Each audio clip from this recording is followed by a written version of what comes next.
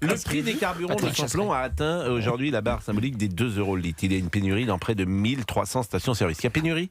Non, il n'y a pas de pénurie. Bon, le porte-parole du gouvernement, Maud Bréjon, a pris la parole à la mi-journée. Si ces problématiques d'approvisionnement, même minimes, venaient à se présenter devant nous, alors nous devons être prêts à un certain nombre de mesures qui permettent d'économiser l'énergie consommée et spécifiquement le carburant.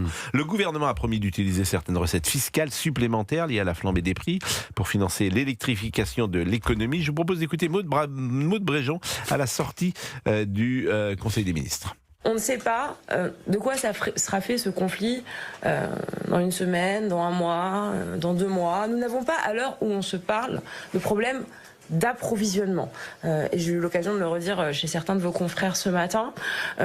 Pour autant, si ces problématiques d'approvisionnement, même minimes, venaient à se présenter devant nous, alors nous devons être prêts à avoir réfléchi à un certain nombre de mesures qui permettent d'économiser l'énergie consommée et spécifiquement le carburant.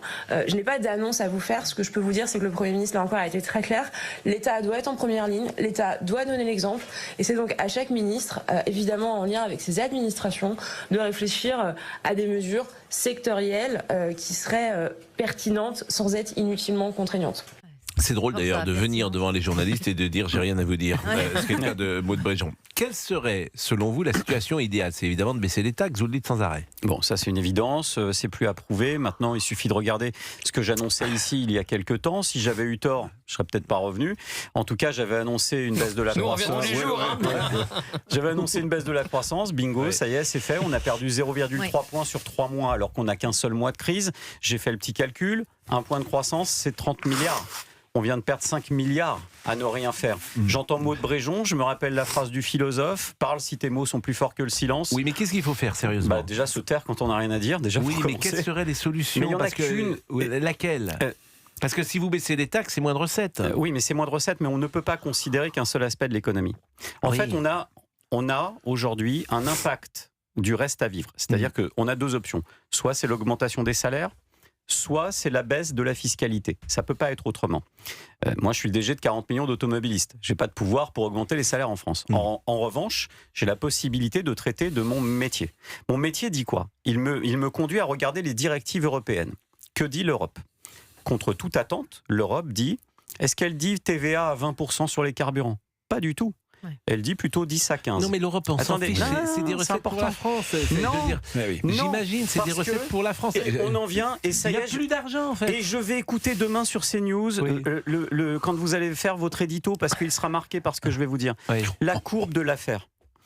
Arthur Laffer, économiste, Eric, on connaît, qui a mis on le connaît tous en France parce que on répète cette phrase. Parce non, que je synthétise, mais c'est important. Mais non, mais vous n'écoutez pas comme d'habitude. Mais je veux bien écouter. Dites-moi ce qu'il faut faire. Il faut baisser les taxes. Pourquoi ? La formule de l'affaire, c'est quoi ? Trop d'impôts, tue l'impôt. Qu'est-ce qui se passe ? Donc on baisse de combien ?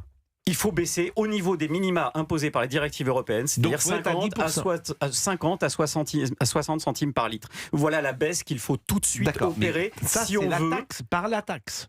Par la baisse d'une taxe. C'est bien sûr. C'est la TVA. Mais alors, il y a une part de TVA, il y a une part de... D'accord, mais il y a moins de recettes pour l'État français. Oui, mais vous me laissez pas finir. Oui, parce vous que allez ce me dire sera compensé par autre chose, c'est ça que tu veux dire, Pierre. Mais parce qu'ils sont mauvais et qu'ils ne me laissent pas parler de la même manière. Je termine. Non, je ne veux pas laisser parler Eric, je vais terminer ce que j'ai à dire.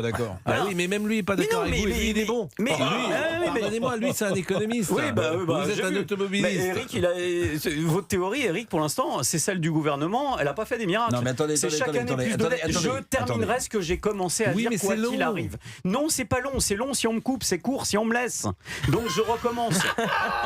Il est bon, Chasseret. Et mon ex me le disait toujours, c'est beaucoup trop court. Donc maintenant, je vais aller au bout. Je vais aller au bout. Quoi qu'il arrive, Pascal, je dirais... Allez, terminez vite. Si on abaisse la fiscalité, on relance la dynamique de croissance. Or là, on a perdu de la croissance, on a perdu de l'argent. Il faut impérativement baisser la fiscalité si on veut obtenir de la croissance européenne. Votre raisonnement, à mon sens, est fou pour 2 raisons. C'est que si vous redonnez du pouvoir d'achat aux Français, dans l'état d'anxiété où ils sont, ils ne consomment pas, ils épargnent. Évidemment. Et d'ailleurs, on a le taux d'épargne le plus important, parce qu'ils sont totalement angoissés. Ce qu'on appelle l'encaisse de précaution. Non, on a le taux d'épargne le plus important parce qu'on a le plus de...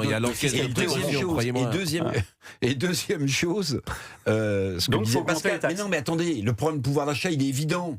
Mais il n'y a qu'à Faucon, il n'y a pas de mesure magique. Si vous effondrez le taux de TVA et de recettes de rentrée de l'État, oui. Vous voyez ce qui se passe ? Il y aurait de la croissance. Ouais, non, il y aurait un déficit encore plus important. Non. Il faudrait emprunter encore plus sur les marchés. Et les taux d'intérêt s'envolent et on aurait un service de la dette qui va exploser. Moi, ce que je trouve intéressant dans la déclaration du gouvernement, je suis sûr qu'on ne sera pas d'accord. Ah bah oui, c'est sûr. À moyen terme, c'est le plan d'électrification. Pourquoi ? Ça, c'est magnifique. Parce que sortir à terme des énergies fossiles, même si pour l'instant la voiture électrique est trop chère pour la plupart d'entre nous. Donc c'est une bêtise. C'est une vision à moyen terme. Ça, je trouve ça intelligent. Ça ne résout pas le problème. Les gens, on a besoin d'une solution à Ils ont renoncé avec 2035, on va pas y retourner. On a un Français sur deux qui n'a pas la possibilité, dans ceux qui nous écoutent, un Français sur deux qui ne dispose pas... Non, je n'ai pas parlé de voiture trop chère. Je vais aller plus basique que ça. On a un Français sur deux qui ne dispose pas de place de stationnement privative. Donc il ne peut pas avoir une borne de recharge à domicile. Donc, et on va lui filer une prise. Mais c'est à combien d'années devant nous ? Mais Eric, il n'a pas de place de stationnement à domicile. On va lui filer une prise, il ne peut pas la brancher. À quoi ça sert d'avoir une voiture électrique si on ne la branche pas ? Parce qu'il n'y a pas de voiture électrique. Parlez pas de malheur. Je peux vous poser une question, s'il vous plaît ? Non. Mais allez-y, évidemment. Parce que moi, je suis novice en économie. Mais quand j'écoute M. Chasseret qui nous dit qu'il faut baisser les taxes, la situation, elle devient très urgente. On voit bien que cette guerre, on ne sait pas quand est-ce qu'elle va prendre fin. Donc, Eric, selon toi, quelle serait une mesure gouvernementale à terme ?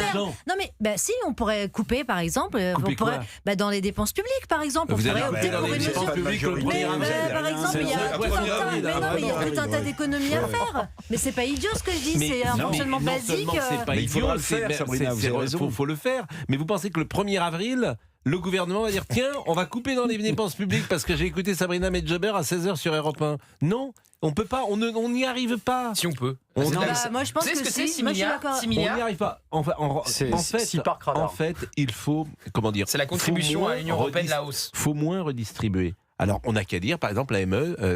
C'est combien la ME, c'est 1 milliard. Ça ne suffit pas. 6 milliards. La baisse des taxes qui pourrait être faite pour qu'il y ait un vrai coup de pouce pour les automobilistes, ça représente 6 milliards d'euros. Vous savez ce que c'est, 6 milliards ? C'est la hausse de la contribution de la France à l'Union européenne cette année. Voilà.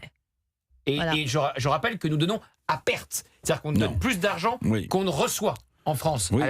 Pourquoi on donne, Éric Revel, pourquoi on donne on a une contribution nette qui est positive parce qu'il y a des accords qui ont été signés et ça c'est juste. Mais attendez.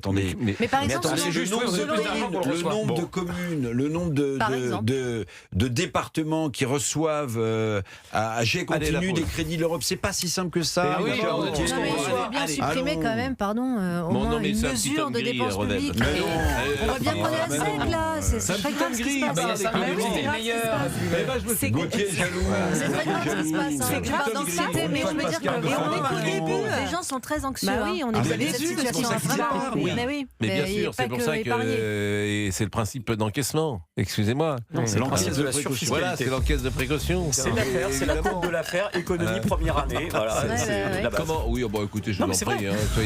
Non, mais attendez, c'est très désagréable. Mais non, mais Pascal, c'est la réalité. Vous nous méprisez. Mais non. Vous méprisez les automobilistes. Restez avec nous. Non, mais Revel est un petit homme gris. Il a été un grand. Bon, 1er avril, on fait une petite farce. Ah, mais vous m'avez écouté ou il y en aura une, mais est-ce qu'on peut en faire une ? Est-ce qu'il y a quelqu'un qu'on pourrait appeler ? Vous voulez faire une farce, vous ? Je sais pas, on pourrait appeler quelqu'un. Ouais, on avait fait Julien Courbet une année, c'était pas mal. Ouais. Et vous l'avez fait, plus exactement. C'était lui qui nous avait fait. On pourrait appeler, je sais pas, qui on pourrait appeler. Qui est en face de nous à cette heure-là ? Il y a Cyril Hanouna. Oui, on peut appeler Cyril Hanouna. On peut appeler Cyril Hanouna. Ça serait marrant. Il est 16h27. Ça serait marrant, ça, ouais. Ouais, pourquoi pas. Ouais. À tout de suite. Allez, on le fait.